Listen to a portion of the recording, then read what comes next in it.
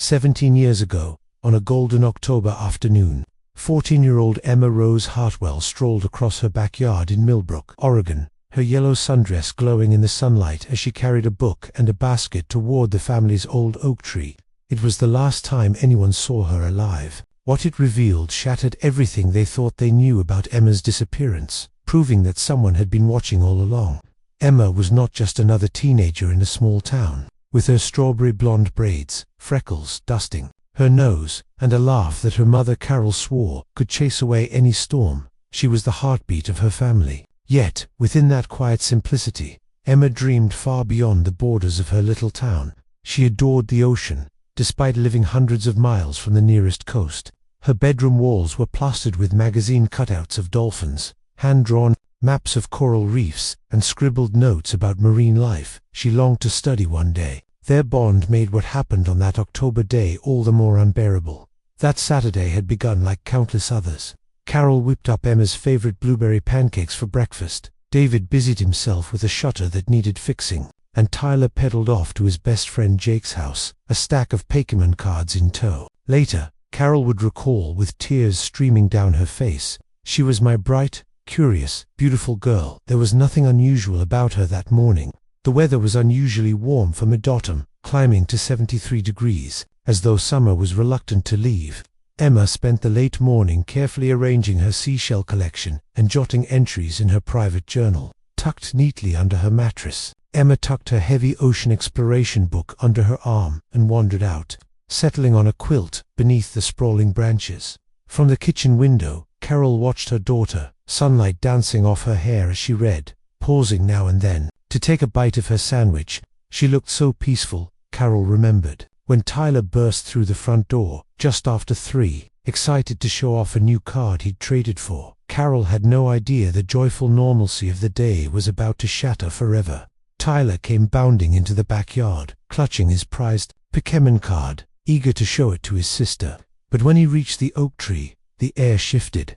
But Carol's instincts told her otherwise. She hurried to the yard, her heart hammering as she saw the scene through adult eyes. The book, the basket, the shoes, everything intact, yet no Emma. And as the sun began its slow descent, dread pressed down on him like a weight. At exactly 4:47, unable to deny the truth, David picked up the phone and called the Millbrook Police Department. His voice strained but steady. He said, "I need to report a missing person." And someone, hidden in the shadows, knew exactly what had happened beneath that oak tree. The investigation ignited almost immediately. Millbrook, with its 3,200 residents, had never confronted something so grave. What had begun as one family's nightmare now consumed the entire community. The first priority was Emma's last known location. The quilt, the book, the basket, the thermos, and her sneakers were carefully photographed before being collected as potential evidence.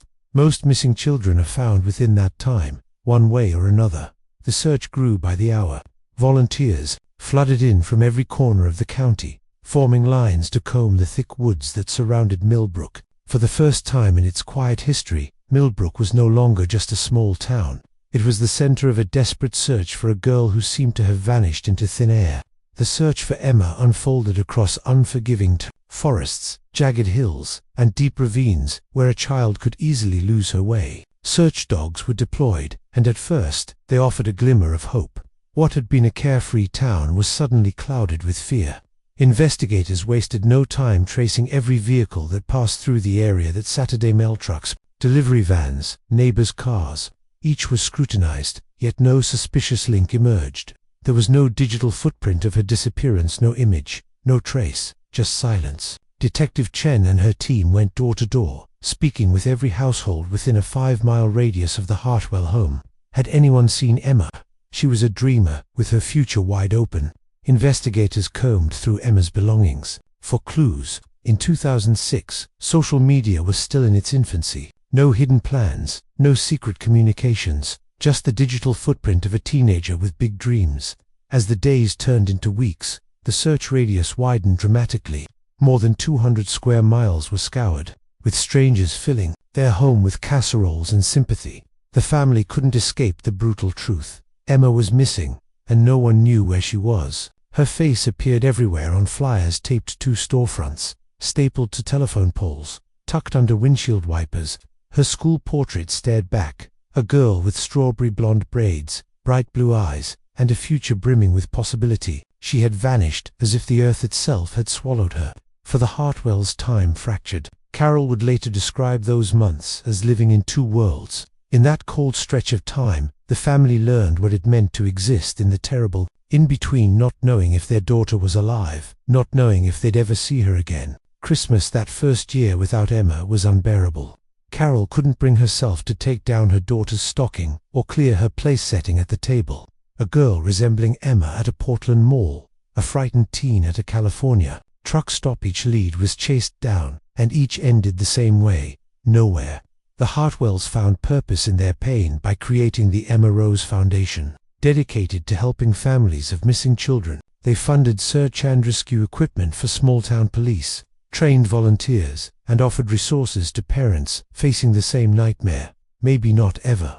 David dealt with the loss by burying himself in work, taking on overtime and extra projects until exhaustion became his shield. But he could not bear the oak trees, the last place Emma had been seen.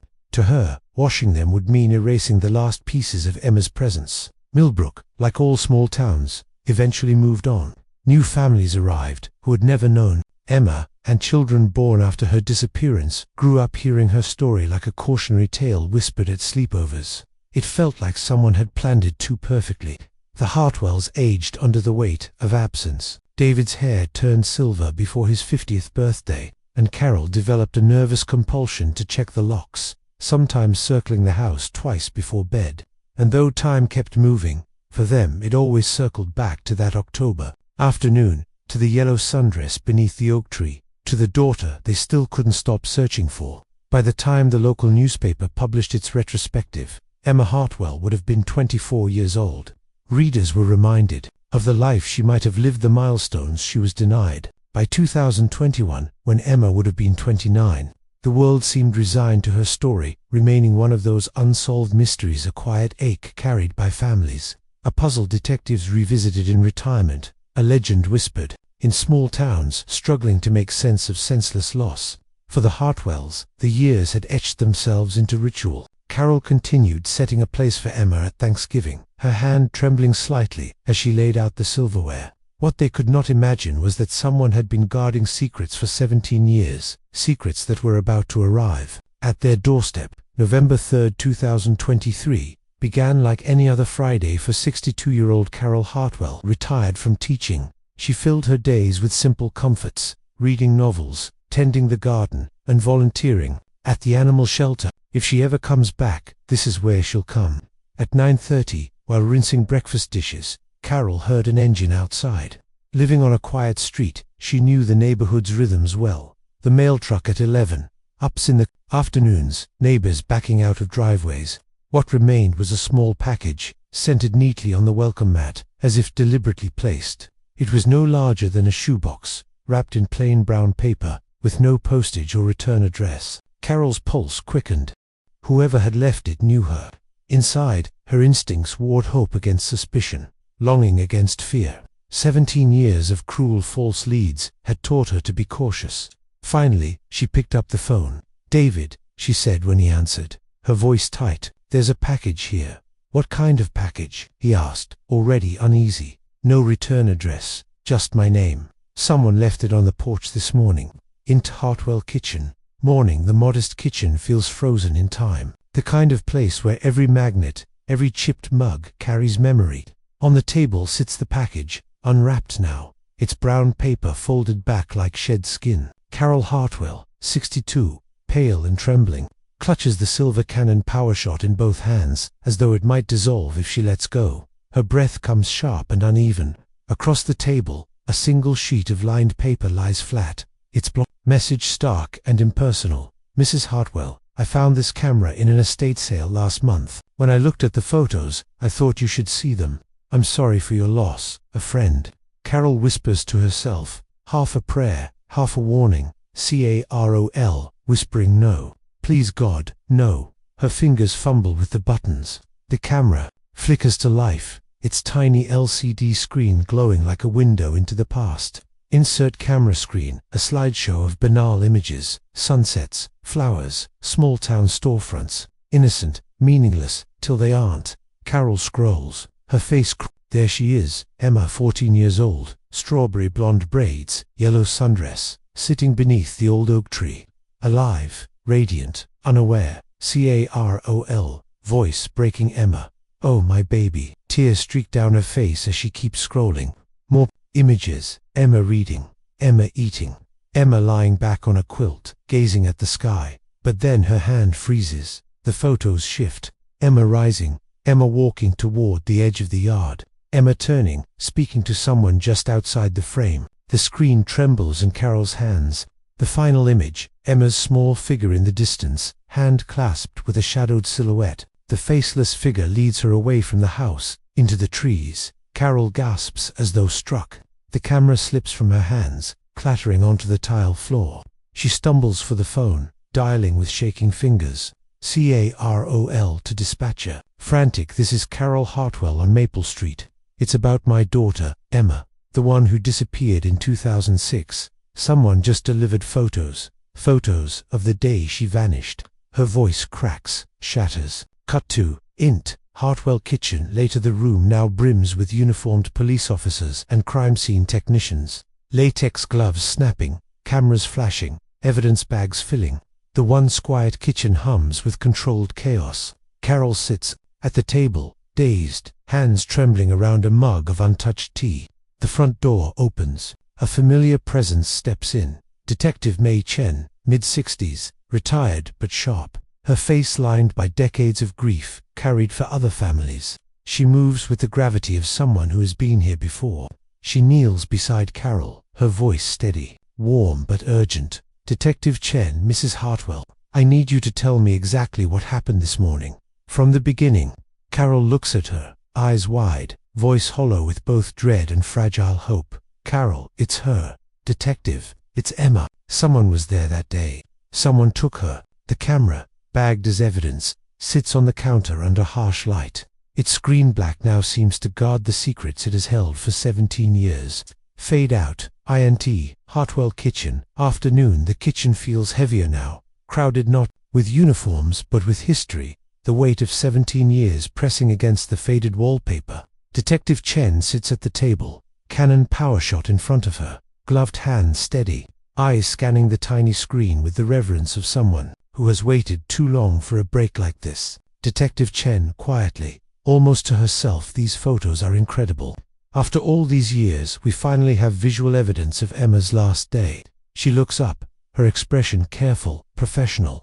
Detective Chen, but Mrs. Hartwell, I need to ask, do you recognize the handwriting on this note? Beat, does a friend mean anything to you? Across the table, Carol shakes her head. Her eyes stay locked on the camera, as though it might still show her Emma again, if she stares hard enough. Carol, no. Nothing about it is familiar, except her, except the photos. Chen studies her, then exhales, her tone cautious. Detective Chen, there's something else. We'll need to analyze these photos thoroughly. Metadata, image enhancement, every frame. We may be able to identify the person Emma was with, but Mrs. Hartwell softens, almost maternal. I need you to be prepared. What we find might be difficult to accept. Carol looks up at her, eyes burning with grief that has hardened into resolve. Carol, detective, 17 years ago, someone took my daughter, and today, that same someone decided to let me know they were there, watching, waiting. Beat, whatever we find, it can't be worse than not knowing. A silence falls, broken only by the clicking of cameras from the text-bagging evidence. Chen nods, absorbing Carol's words. Cut to Int. State crime, LAB, forensics, ROOM, night, a sterile glow. Rows of high-resolution monitors. Forensic specialists lean over keyboards. Images of Emma flickering across enlarged screens. The metadata analysis scrolls across a monitor. Date, October 14, 2006. Time, 12:47 p.m. to 3:02 p.m. A technician frowns. Technician, that's odd. The internal clock was set to Pacific Standard Time, but that day should have been daylight saving. Either they weren't local, or they wanted to confuse the record. Chen leans in, her jaw tightening. On another screen, enhanced images of Emma appear. First the distance shot Seema beneath the oak tree, unaware she's being watched. The long zoom confirms it. Surveillance, not family snapshots. Then Emma smiling, Emma laughing, talking to someone outside the frame. Chen grips the desk, her face grave. Detective Chen, she knew them, she trusted them. The final photo sharpens. On the monitor, Emma, yellow sundress in the distance, walking hand in hand with a taller figure. Male, dark jeans, dark jacket, baseball cap low over his face. Behind them, almost invisible among the trees, the outline of a dark vehicle. Pickup, SUV. The pixels resist clarity, but the shape is there. Chen exhales sharply, her pulse quickening. Cut back to Emma Hartwell kitchen night. Chen sits across from Carol again. The house feels too quiet, too fragile. Detective Chen, Mrs. Hartwell. In the final image, there's a vehicle in the background. A dark pickup or SUV. Beat I need you to think carefully. That day, October 14th, 2006, did anyone visit your house? A repairman, a delivery driver, a neighbor, anyone who might have had a reason to be nearby. Carol stares past her, lost in memory. Carol, the male, comes to the box at the end of the drive. David was in the garage most of the day. Tyler was at Jake's house until late afternoon. Beat, shaking her head, I don't remember anyone else. Chen leans forward gently, but firmly. Detective Chen, what about earlier that week? Anyone who might have known Emma's routines? Carol swallows hard, her hands tightening around her tea mug. Her gaze flickers to the window, to the oak tree outside, still standing sentinel. Her lips part, as though a long-buried memory is fighting its way back. Fade to black. Int. Police precinct evidence. LAB night. The hum of machines fills the sterile room. Screens glow with blown-up fragments of Emma's photos. Detective Chen leans forward, exhaustion etched on her face, her coffee untouched. She's been staring at the same sequence for hours. One of the earliest surveillance photos under the oak tree. Sunlight dappled across her hair. But Chen isn't looking at Emma. She's looking at something in the background. A reflection, barely visible. A faint, ghostly smear in the kitchen window of the Hartwell house. Chen, quietly, to herself, wait. She signals a technician. Chen, zoom in. Clean it. Enhance everything you can. The tech nods, fingers flying over the keyboard. Pixels shift, distort, reform. The image slowly sharpens, layer by layer, until something begins to emerge. A figure, closer to the house than the photographer's position. A human outline. The lab goes silent. The enhanced reflection reveals the faint outline of letters across a t-shirt. Chen leans in, her throat tightening.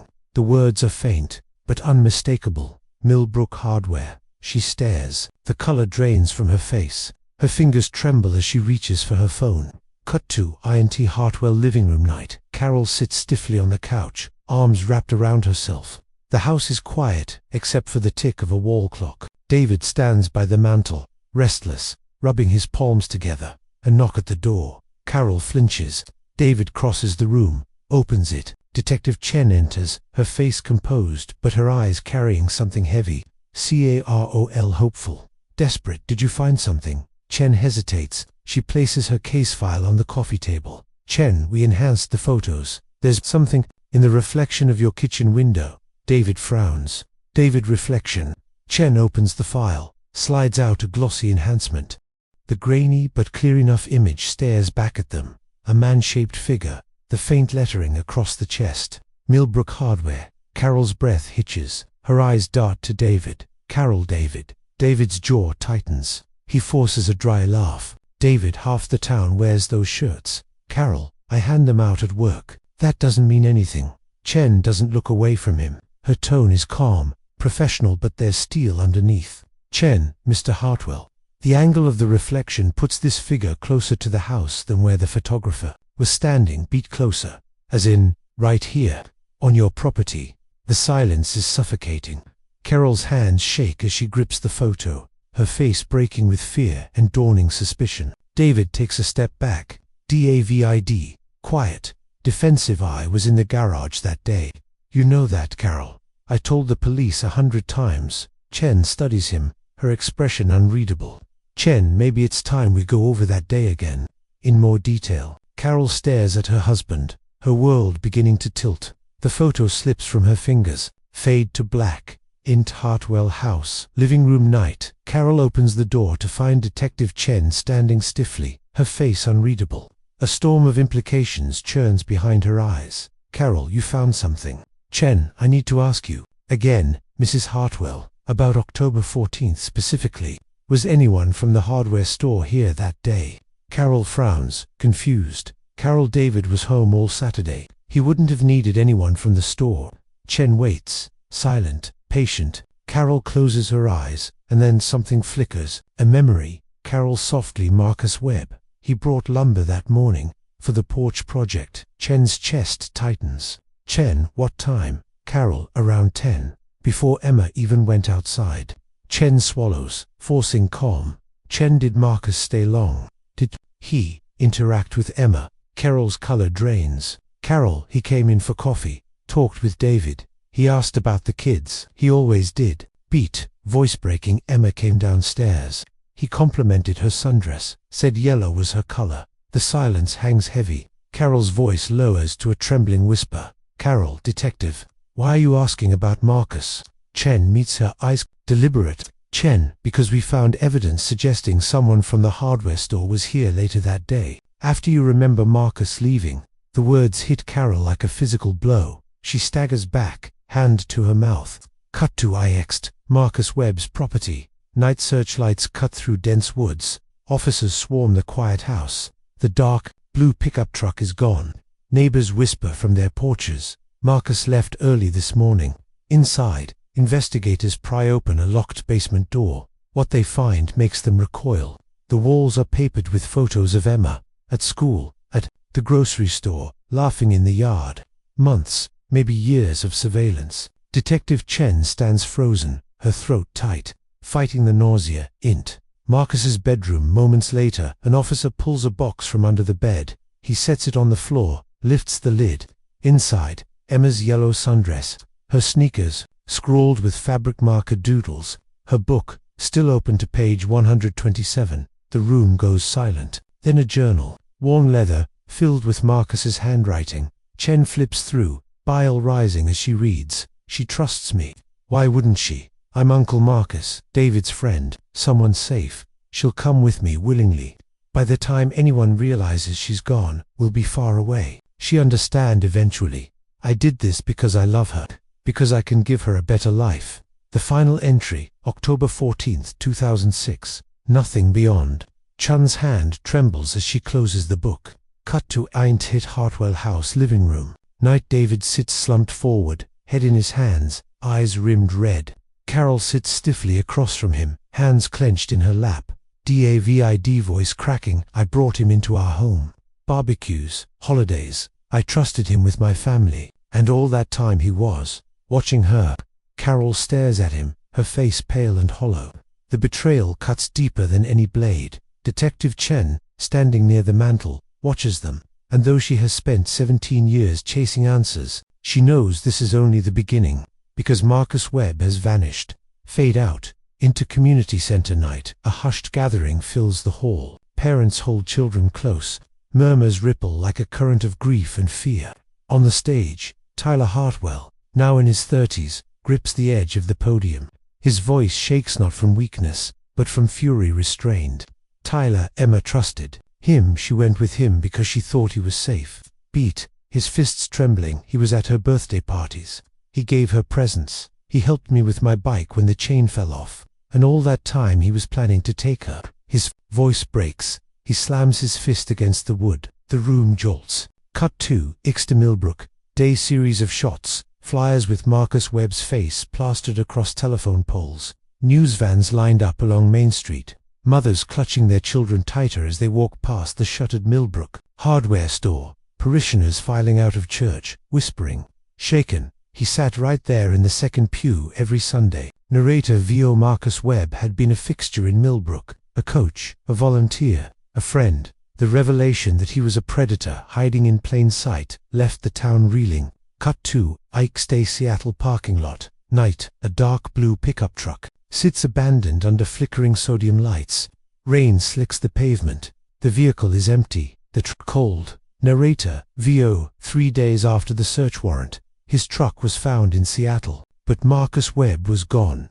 Cut 2. Int. FBI Task Force Room Day maps pinned with strings, photos spread across tables, agents pore over files. Detective Chen stands at the center, her eyes locked on a board filled with Marcus's face, Emma's, and a web of connections. Chen quietly, to herself, what if he never left Millbrook? The room stills. Agents exchange wary looks. Cut 2. Int. Marcus Webb's house, evidence room, night-gloved hands sift through hidden compartments. What emerges is worse than anyone imagined. A child's hair clip, a teenager's bracelet, photographs of girls, unaware, stalked, not Emma, others. Detective Chen flips through the images, her face carved with horror.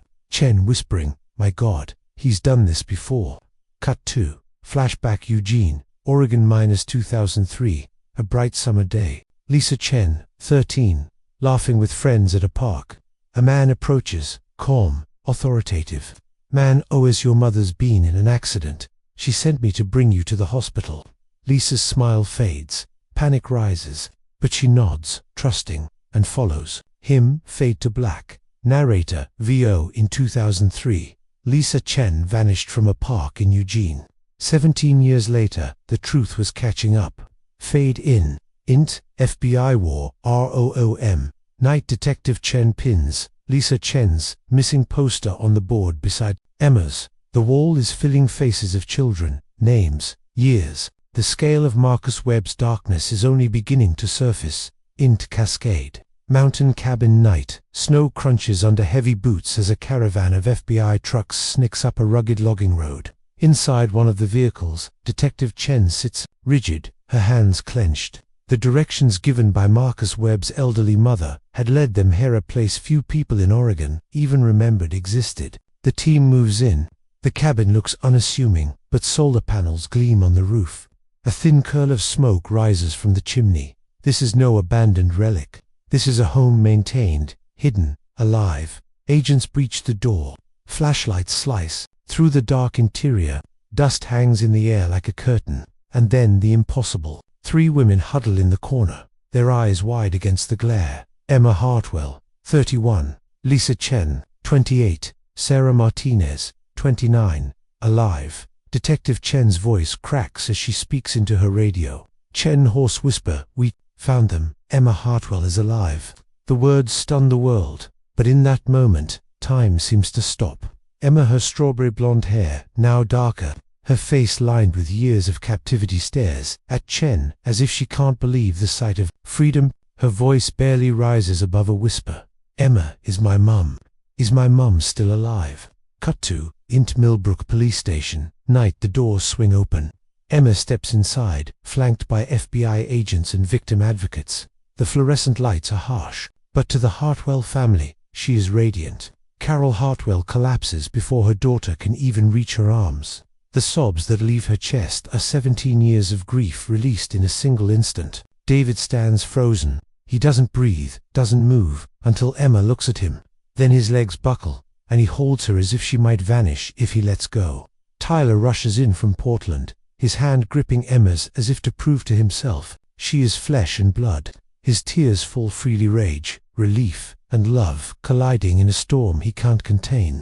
Narrator VO. Emma Rose Hartwell had been gone for 17 years, 3 months, and 8 days. The girl who vanished in a sundress was now a woman, changed, scarred, but alive. Cut 2. Int. FBI Debrief Room Day. The reality sets in. This was not just Emma's story. Lisa and Sarah's faces stare back from missing persons posters once thought to be dead ends. For years, Marcus Webb had kept them hidden in the mountains, manipulating them, convincing them their families had given up. He was not just their captor, he was their entire world. Narrator VO. They had been told they were forgotten, that the outside world had moved on, but the truth shattered those lies. Their families had never stopped searching. Fade to black. Narrator VO. The Hartwells had their daughter back, but Emma was no longer the 14-year-old girl who had disappeared. She was a woman forged by survival, stepping into a world that had changed without her, and her story was only beginning. Int. FBI Psychological Evaluation Room. Day. Emma sits at a table, shoulders hunched, her voice barely rising above a whisper. 17 years of captivity have etched themselves into every part of her being. She avoids eye contact, flinching at the simplest decisions: what to eat, what to wear. Freedom, once only a dream, now feels like an overwhelming burden. Narrator: VO. 17 years of manipulation had done what chains and locks could not. Marcus Webb had mastered the art of control, using kindness as bait, isolation as the snare, and hopelessness as the lock that kept them bound. Emma explains to the FBI psychologist how it began like a twisted fairy tale. Webb treated her like a guest at first, bringing books about marine biology, telling her he was rescuing her from a family that never appreciated her. And when she resisted, he threatened to abandon her in the wilderness to die. Emma quietly, to the psychologist, he never needed to hit us. He made us believe we needed him. He made us think we were lucky. Lisa Chen's story is just as devastating. Webb told her that her parents had died in a car accident, and that he was her only family left. Sarah Martinez was told her loved ones had moved to Mexico and written her off as dead. Webb's lies became their reality. He forged newspaper clippings, created fake stories, and ensured that every piece of information about the outside world came through him. But Emma describes a shift in recent months. Webb had grown restless, paranoid. He muttered about someone getting too close, about moving the women to another hidden location, and then he vanished.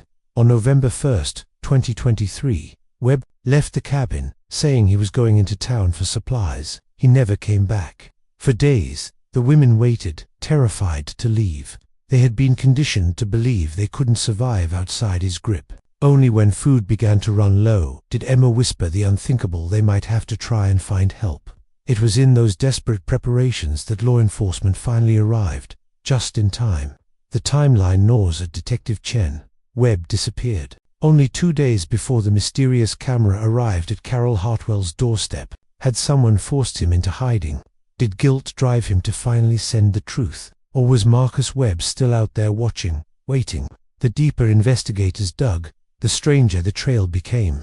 Webb had lived under multiple false identities. For years, slipping between Oregon and Washington, he rented apartments, worked odd jobs, and crafted the illusion of a normal life, all while keeping 3 women hidden in the mountains. Hotel security cameras in Portland captured him on October 30th, checking out under the name Michael Wilson. He appeared agitated, glancing over his shoulder again and again. His hotel room looked abandoned, in haste, clothes left behind, papers scattered across the floor, and a computer hard drive smashed to pieces. 3 days later, on November 2nd, surveillance in Salem showed a man who looked like Webb buying a digital camera and batteries. The footage was grainy, but the model matched the one delivered to Carol Hartwell. If it was Webb, then this may have been his final appearance before vanishing completely. Narrator VO Detective Chen believed Webb had intended to disappear forever, but perhaps fear, or guilt, or both, had driven him to send the camera that ultimately led to Emma, Lisa, and Sarah's rescue. Still, one question lingered. If he wanted them saved, why not leave the location of the cabin? Why force investigators into a maze of clues and half-truths? Fade out. Int. Nursing home sunset, the quiet hum of televisions, and the shuffle of slippers down tiled hallways. Detective Chen sits across from Eleanor Webb, 78, frail but sharp-eyed. Her hands tremble on the armrest as she delivers the words that shift the entire investigation. Eleanor Marcus died 3 months ago. Chen leans forward, stunned. Narrator VO. The answer came from an unexpected source: Marcus Webb's own mother. Eleanor explains. August 15th, 2023. Her son had come to visit, agitated and paranoid. He spoke in whispers, always glancing toward the door. Then the dam broke, he confessed. The kidnappings, the cabin, the women. Eleanor wept as she remembered. Eleanor, he told me he knew it was wrong, that he didn't know how to stop. I begged him to turn himself in, to let the girls go. He promised. He said he would. He just needed time. That was the last time she saw him alive. 2 weeks later, Marcus Webb was found dead in a Bend, Oregon motel room. An apparent overdose. He had checked in under a false name. With no ID, his body was buried in a pauper's grave, unidentified. Eleanor kept her silence, a mother torn between horror and loyalty. Narrator VO. She had hoped the women would be rescued without her betrayal. But every day her conscience cut deeper. Somewhere in the mountains, Lives depended on her, and she had said nothing. Cut 2. Security.